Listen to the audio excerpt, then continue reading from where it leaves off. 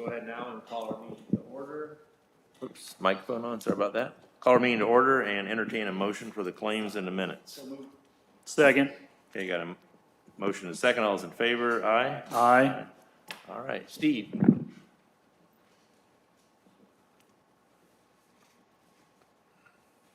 I didn't see you hiding behind Bill, even though it's your assigned seat that you always sit in. Good morning. Morning. I have two things to bring before you today.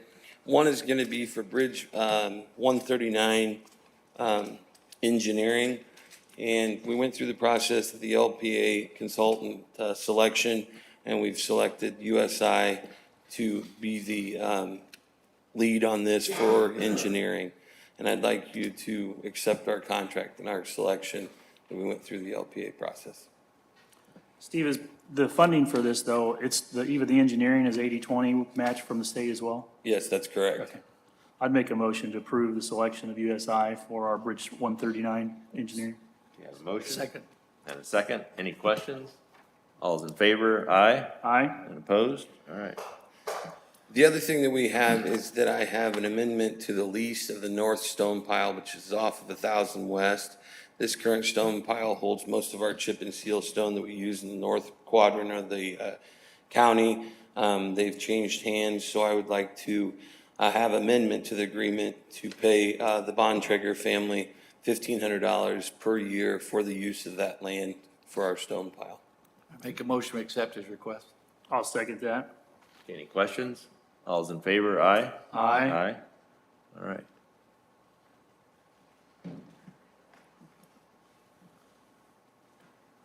Thank you, Steve. Okay, Sue Ann.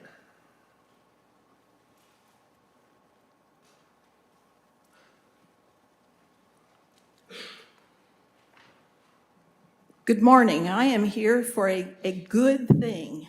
Yay.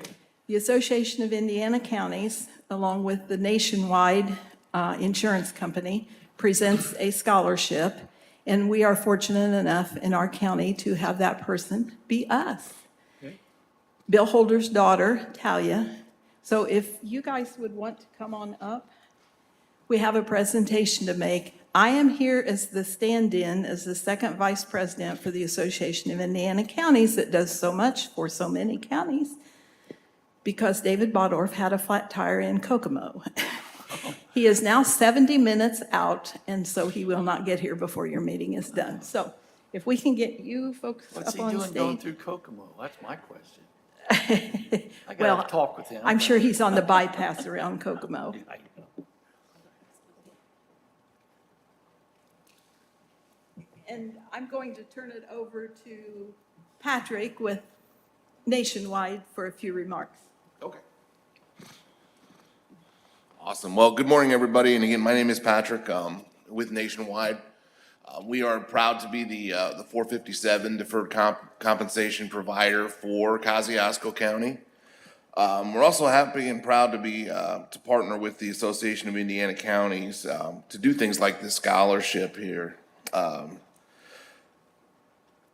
Talia, just got a couple questions here for you real quick. If you haven't read her essay, it's great. And so tennis, cross country, student council, amongst others. And then outside of school, I saw youth group, 4-H, and volunteering, helping the 3-year-olds at church. So when do you sleep? The second question I have, especially about that 3-year-old, so you're going to Huntington University, correct, right? Okay, that's like 4 minutes from my house. So if you need some spending cash and want to babysit, I will leave you my phone number. Point of order. So that's really all I have. Like I said, I just wanted to congratulate you. And if you all have not read her application and seen what she has done through her high school career, and you're going to study to be a dietitian? Excellent. Awesome. Well, we're very proud to present this, proud to be back up here for the second year in a row, I believe, in Kosciuszko County for this. So congratulations.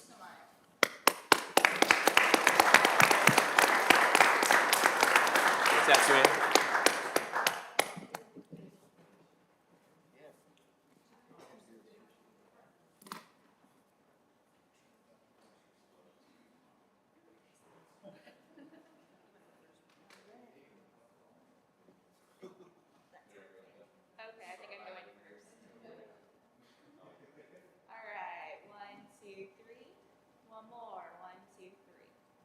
All right, 1, 2, 3.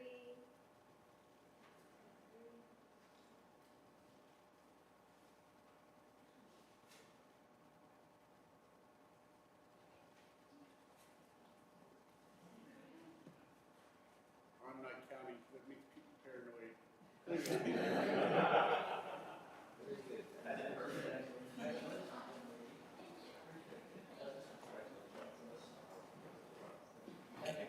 And I just have one more interesting tidbit.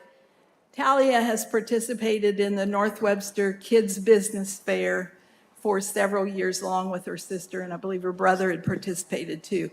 But she has got a base that is second to none as far as learning how to do things. So we are so proud of you, Talia. Thank you. Yeah. Thank you, Sue Ann. You're welcome. Glad we had a pinch hitter. All right, so next we have Lisa Harmon with Live Well Kosciuszko.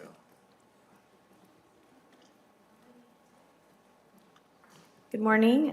Good morning. I'm not Lisa Harmon, I'm Jessica, but I will be presenting the updates. All right. So Live Well Kosciuszko provides health and well-being services in Kosciuszko County. We want to first thank the council and the health department for their partnership and support, which includes providing an office space in the health services pavilion next to the immunization clinic.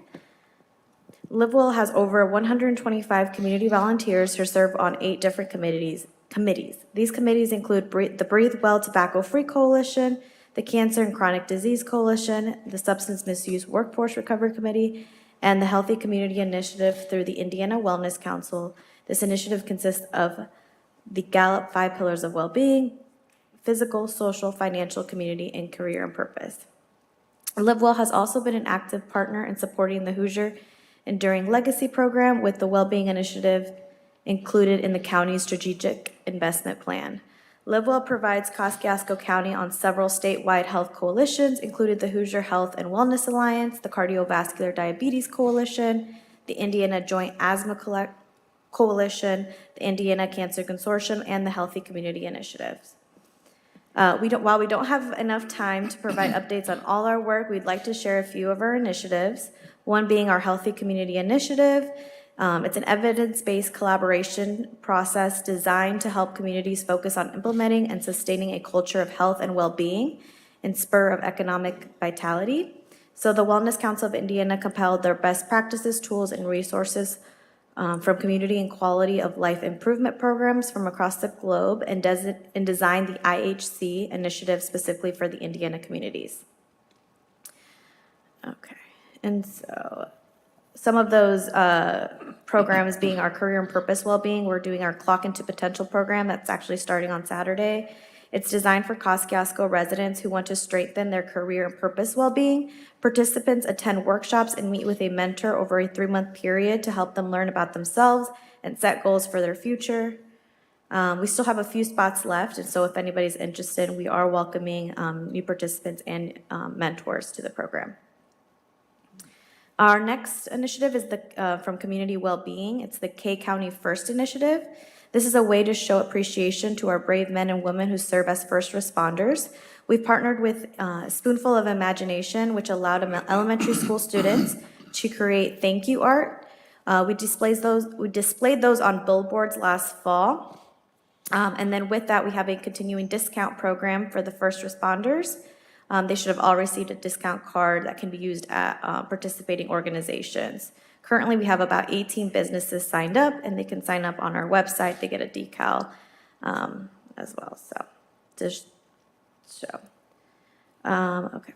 We have our Chronic Disease and Cancer Initiative. This is an employer gold standard of cancer care. It provides resources to encourage employers to implement best practices in prevention, early detection, treatment, and survivorship of cancer. We have the largest numbers of employers in the state that have implemented this program, including the Kosciuszko County government. So we will be presenting the Kosciuszko County Government Wellness Committee with the Indiana Cancer Consortium Employee Gold Standard Award at this meeting. So I think we have it. Yep, Very good. I know. So Yeah. Yeah, and then I'll just finish up, sorry. We have Substance Misuse Workforce Recovery and Mental Health Initiative. So we partner with employers to implement the HEA 1007 second chance policies in their place of business. We are also partnering with the Indiana Wellness Council again to provide the following workshop on September 28th called Bridging Gaps in Workplace Mental Health and Substance Use Disorder Resources.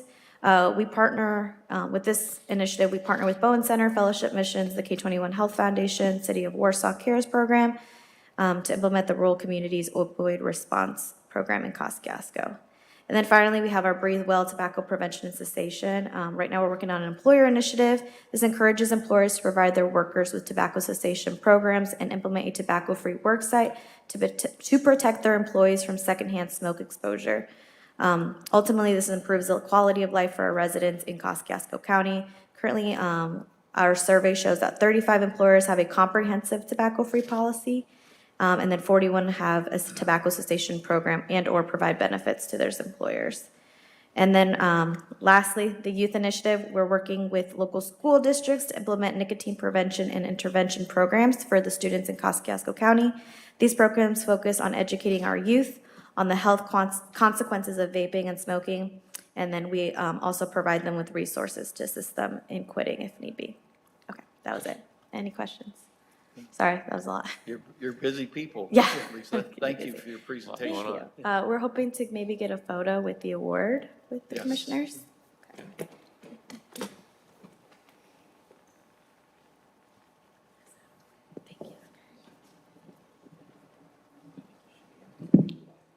So this is actually an award from the Indiana Cancer Consortium.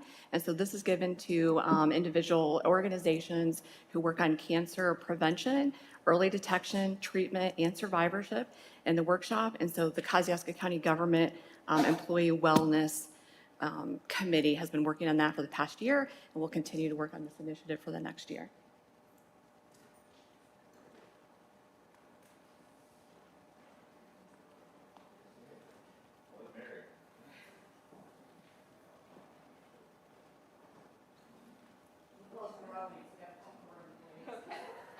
I'm going first. 1, 2, 3. One more. 1, 2, 3.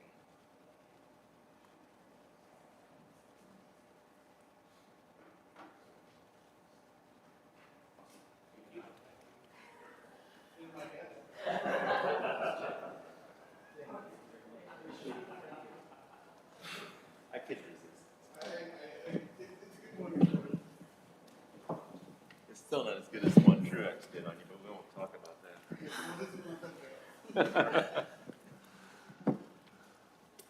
All right, Do you know the names of the people? Sheriff. on the Liberal Committee? you're next. Actually, I'll have you. Morning, sir. Good morning, Commissioners. Morning. Yeah, we at the Sheriff's Office been busy working with both Tippy Valley Schools and also Warsaw Community Schools on a school resource officer project. We were able to present to the council this last Thursday. I'd like to open up just with a few remarks, if you don't mind. This past spring, early summer timeframe, I was approached by Tippy Valley Schools Superintendent Blaine Conley about adding a school resource officer to their school district. When I met with Blaine, I was very candid with him, telling him that as much as I wanted to put an officer in every school, I just didn't have the manpower to do so at that time. Blaine told me he was aware the staffing could be an issue, and he had some monetary avenues he was able to pull from, which would allow him to partner with the sheriff's office in an effort to assign an additional deputy to their schools, specifically the Tippy Valley Middle School and the elementary schools in the corporation. Shortly after meeting with Blaine, I also met with Dr. Hoffert with Warsaw Schools, who's also here this morning, and had a very similar conversation. The request from Warsaw Schools was to add an SRO to their school district for the 3 elementary schools that are in the sheriff's office jurisdiction. That's Leesburg, Madison, and Claypool Elementary Schools. Much like Blaine, Dr. Hoffert alluded to there being some available funds on the school's end to also partner with the sheriff's office in this endeavor. After many meetings, discussions, and research, the agreement was made between the sheriff's office and the school districts to create a partnership that would entail a 4-year MOU contract for an 80-20 split for responsibility for the cost of each SRO that would leave the county to only fund 20% for each school resource officer. What that's going to mean for us is an appropriation for the funds to hire these 2 deputies, to backfill the 2 deputies that we would be promoting within our own ranks to fill those school positions. And as we move forward, we'd have to adjust our budget to support these increases.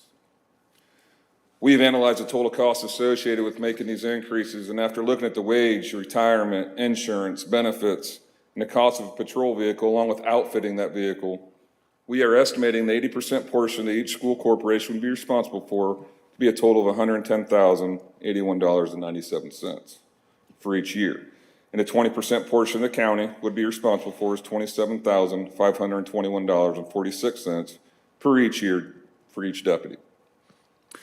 I feel it's important to note that that outside of the 180 days of school, these deputies would be assigned to patrol in our special traffic details.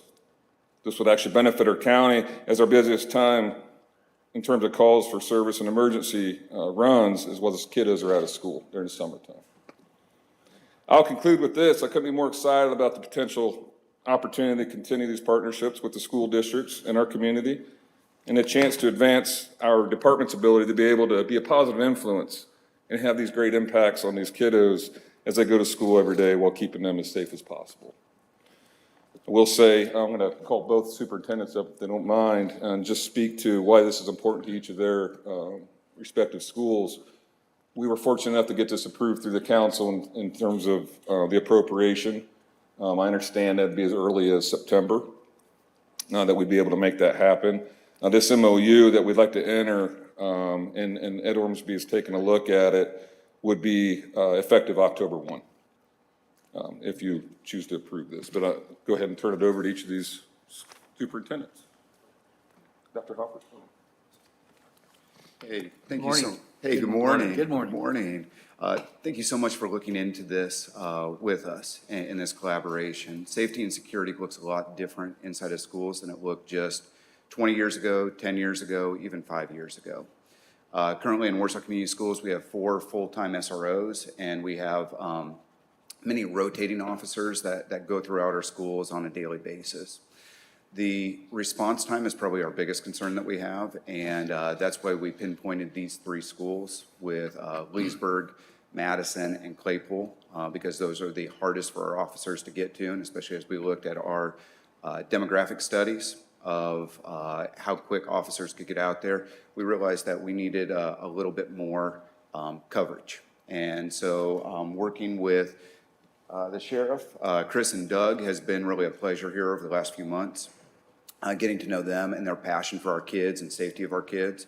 And that's how we came up with a little bit of this plan to maybe bring down some of our rotating officers and create some full-time. We also believe that that will provide a relationship inside of our schools. We see that as being a very positive relationship when our police officers can get to know our students, that there is a positive impression of law enforcement, and just those relationships that are formed that last for a lifetime. So again, thank you for your consideration, and we hope to be able to add this partnership to our schools. Just to echo Dr. Hofford, response time is a huge issue for us at Tippecanoe Valley. We do have 1 SRO at our high school, but there are times Officer Shepard is off campus at one of the elementary schools or at Burkett Education Center, and we would like to have that coverage across our corporation, especially that main campus. This opportunity will also provide the DARE program coming back to Tippecanoe Valley after several years. We would like to institute that back at our elementary schools, and we see that as being a huge benefit. I was a 5th grade teacher, and I had the DARE program when I was a teacher, and I know the relationships that our DARE officers through that program that they built with our students were just really positive. So thank you for considering this. You're welcome. Oh, thank you both superintendents for being here. They echo, what Dr. Hoffer and Blaine said. It's been great working with them. This was something I didn't have on my radar, but shortly after school ended, Blaine kind of prompted a conversation like I said in my opening remarks, and it's just been a kind of a freight train from there. and they've been very pleasant to work with. So, and I give kudos to my team as well. Doug Light, who's probably got the most knowledge in our department with SROs. I've kind of drafted him to be involved in a lot of these meetings and offer his expertise. And I think if I had him up here, and if you guys had a few hours, he could probably talk to you all about SROs, but Not Doug. he's very passionate about it. We couldn't be more excited about this, but with all that said, I'd like to request permission to enter into this contract with both these schools. Thank you, Sheriff. I'd make a motion that we accept the contract that's been negotiated through the council as well as with the school corporations. I recall, from my youth, when a police officer came to schools, usually they take somebody out that messed up. But with this program and these programs, especially DARE, you're there and you're their buddy. And they learn to trust you and they know that if they got issues, they can always come to a police officer in uniform. And that's tremendous. You can't put a dollar figure on that. So thank you for that. I make a motion, we accept the request. I'd second that. And we have two contracts. Okay, contracts for Yeah, both one for for Warsaw. both schools. One for Tippecanoe Valley. I guess the other thing I'd say, I just really appreciate both superintendents and you, Sheriff, that you really work together. I mean, that's a big thing. I mean, we're all in the community together, and how can we make it better? So I appreciate your guys' efforts. I think you guys have created a win-win. I mean, it's good both ways, and I commend you for that. Thanks to the council for approving the money, so. Yep. All right, call for the vote. All those in favor? Aye. Aye. And opposed? Thank you very much. Thank you, guys. Thanks for coming today. Ed? Thanks, Chris. We have two ordinances for consideration by the commissioners this morning. First one is the ordinance regarding Kosciuszko County Justice Building security. I'll read the pertinent parts of the ordinance. Whereas the judges of the Circuit and Superior Courts of Kosciuszko County have authority under Indiana law to regulate the courtrooms inside the Kosciuszko County Justice Building. 2, the board has authority under Indiana law to regulate the security of the Justice Building as a whole. 3, the judges have requested that the board adopt this ordinance regarding Kosciuszko County Justice Building security for the safety of the public, jurors, elected officials, and staff, and the protection of the Justice Building and its improvements. 4, the board believes that the request of the judges is reasonable and that it is in the best interest of the county and the public that it serves to adopt this ordinance. Now therefore, the following is hereby ordained by the board. 1, no person other than law enforcement officers, elected officials, officers of the court, and authorized security personnel for the Justice Building shall possess within the Justice Building any deadly weapon as defined by Indiana Code 35-31.5-2-86, as amended from time to time. 2, except as otherwise authorized by one of the judges and except for law enforcement officers, elected officials, officers of the court, authorized security personnel for the Justice Building, and employees or contractors of the county or the state of Indiana that are conducting official business. Point 1, no person shall use a device to record audio or video or to take pictures in the Justice Building except at a public meeting governed by Indiana's open door law. Point 2, no person shall possess or use a mobile phone on the second floor of the Justice Building. 3, a violation of either Section 1 or 2 of the ordinance may result in a fine of up to $2,500 for the first offense and up to $7,500 for a second or subsequent violation. 4, no person shall bring food or drink into the Justice Building except for persons that work at the Justice Building. 5, a violation of Section 4 may result in a fine of up to $100 for the first violation and $250 for subsequent violations. And lastly, this ordinance does not restrict the lawful authority of the judges to adopt more restrictive orders or rules within and about the courtrooms of the Justice Building. And that ordinance is submitted for consideration by the commissioners. Thank you, Ed. Okay, for motion. What's your, Ready for motion? I make motion that we accept the ordinance as presented by council. I'd second that. I know this is something that we've been going back and forth with the judges on, getting their input, trying to find a happy medium of where we could be, but I'll second the motion. All's in favor? Aye. And opposed? All right, motion carries. Second ordinance we have is a no parking ordinance. It's titled, "An Ordinance Establish No Parking on Armstrong Road or its attendant right-of-way beginning at County Road 300 East and proceeding approximately 300 feet east to the beginning of the bridge. Whereas the County Highway Department has performed a traffic study on the subject road in accordance with the State of Indiana Uniform Traffic Control Manual as applicable and recommends the adoption of this ordinance for improved traffic safety. Now therefore, the following is hereby ordained by the board. One, it is hereby unlawful to park on Armstrong Road or its attendant right-of-way beginning at County Road 300 East and proceeding approximately 300 feet east to the beginning of the bridge.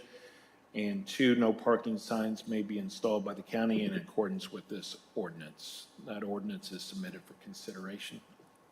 Okay. What's your pleasure on this one? I mean, it's something we've talked about, and I'll make a motion to approve the stop sign ordinance, No Second. parking. or no parking, so, sorry. I second that ordinance. Okay, any other discussion? All's in favor? Aye. Aye. And opposed? All right. The ayes have it. Anything else Nothing said? further. Okay, Marcia. Nothing today, thank you. Okay, Rhonda, do you have anything? Any department heads have anything to bring before us? Okay. Matt, you're on. Good morning. Good morning. Matt. We've got two rezoning recommendations we're bringing to you, and the first one is for Marcia Borkholder. Get your map here so you can see where we're at. Property right there, outlined in yellow, and that is currently zoned agricultural. You see on the map, yellow coating is currently residential. There's a little bit of orange to the south, that's Ag 2. And we are on 150 East, I'm sorry, and just south of 150 North, 350 North in Plain Township. Petitioners are looking at rezoning their 5-acre tract from Ag to Ag 2 with the intent of coming back with a minor subdivision. So the Plan Commission did review this at the last meeting and do pass it along with a favorable unanimous recommendation to rezone. Okay, thank you, Matt. Okay, anyone here wishing to speak in favor of this petition? Anyone wishing, or that's opposed to the petition? Okay, hearing none, we'll close the meeting in public and make a decision. Matt, did they give an idea how many lots they were gonna? It sounded like just 2 lot is what their ultimate intention is. Ag 2 has a max, or a minimum lot size of 1 acre, so at most would be 5 lots, but even then, that wouldn't be practical due to the layout of the property, so be pretty minimal. Okay. I'd make a motion to approve the recommendation of the area plan. Second. Okay, motion second, any other discussion? All's in favor? Aye. Opposed? Okay, all right. Next recommendation we have for you is from Matthew Dunathan, and this one goes to the northern part of our county, up on 900 North. Right there, petitioner has 2 tracts of ground that equal out to just about 1.5 acres. What they are looking at doing is rezoning, requesting a rezoning to go from residential. You see on the map, everything in yellow is currently residential. Everything non-shaded would be agricultural. So they are requesting to go from residential to ag. A little different direction than we're used to, but in this case, they're looking at setting the table for possibly petitioning the board for some other hearings, Board of Zoning Appeals. To do so, they would have to get it to agricultural. It's really an isolated area, just those few lots there, not platted subdivision, just chunked off ground that was rezoned to residential for some purpose. And we are just to the west of Syracuse Webster Road, to give you some reference point there. This is passed along with a favorable recommendation to rezone by unanimous vote. Okay. Anyone wishing to speak in favor? Randy Morgan here for the Donathans. I agree with everything Matt said. This did receive unanimous recommendation for approval by the Plan Commission. The clients have a business, Dunny's Pump Services, specialty business where they service the pumps on fire trucks. Most of the work is done off-site, but there are times where they need to bring a fire truck to the existing facility. The ultimate objective is to secure a home-based business exception, but the rezoning is a required initial step in that process. There are no neighbor issues here, and the property is otherwise surrounded by ag. So we're requesting that the commissioners accept the Plan Commission's recommendation. Okay, thank you, Randy. Thank you. Anyone opposed to this? Hearing none, we'll close the meeting to the public and make a decision. Make a motion, we accept the unanimous recommendation of area plan. Matt, question, so I know it was a unanimous Yep. approval. Was there any remonstrance there? at the- No, actually, to the opposite, we did have letters of support. Great. I'll second the motion. Okay. All's in favor, aye? Aye. And opposed? All right. I've got one more thing for you. It's not on the agenda. We were lucky enough, so we've been looking for an assistant planner for quite a while. And just within the last couple weeks, we were able to hire one. Andy, come on up. And I just want to bring him here, introduce him to you guys, because we do work very closely with you as the commissioners. We've hired Andy Heltzel as assistant planner for the Area Plan Commission. So Andy will be working through it, getting familiar, and he's been working on that already, but ultimately taking over the duties as assistant planner. So, go ahead, I'll let you introduce yourself. Hi, Andy Heltzel, recent college graduate, first job out of school. I went to IU Indianapolis, so nice to meet you all, and happy to sit in on more meetings and get to know you all and figure out how I can help this county grow. So, Very good. Thanks, Andy. Thank you. Congratulations. thank you. We're You're excited welcome to have aboard. him. Thanks, Matt. Thank you. Thank you, guys. That is all. Take your Very maps good. and go home. Thanks, Matt. All right, any other business come for the commissioners?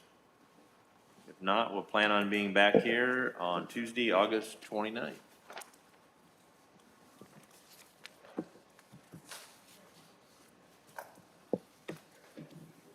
Recording stopped.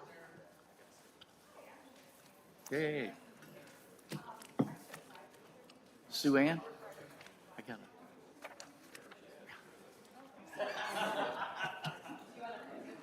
He's good by himself. Did you get the letter from Pablo Pita on the opioid settlement?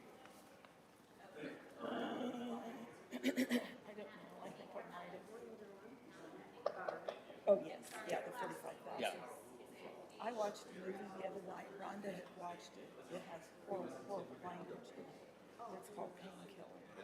And explains how Purdue Pharma, what all they did, all the money that they So they got sued for like $50-some trillion. That whole, that whole thing, watching that movie, like I said, the language is atrocious.